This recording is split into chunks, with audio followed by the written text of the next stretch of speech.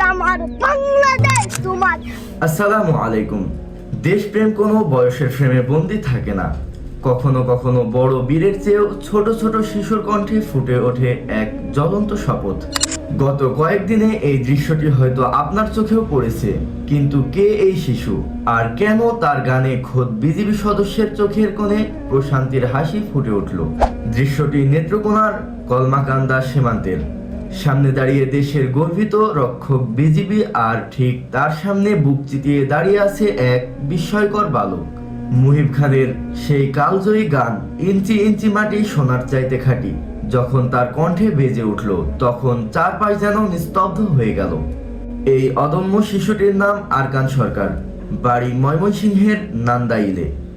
গত 12ই জানুয়ারি বাবা মায়ের সাথে ঘুরতে বেরিয়েছিল সে, কিন্তু সংরক্ষিত এলাকা হওয়ার কারণে এক জায়গায় প্রবেশে বাধা পায়।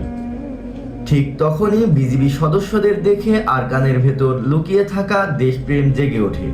তার বাবা আকরাম হোসেন ছেলের এই আবেগকে ফ্রেমবন্দি করেছিলেন। তিনি কি জানতেন তার ছেলের এই খালি গলার গান লক্ষ কোটি মানুষের হৃদয়ে জায়গা করে নেবে? আমাদের দেশটা তখনই নিরাপদ যখন আমাদের পরবর্তী প্রজন্ম এভাবে জেগে ওঠে।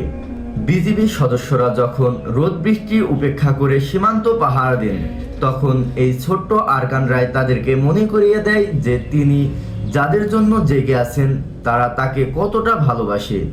এটাই আমাদের বাংলাদেশের প্রকৃত শক্তি।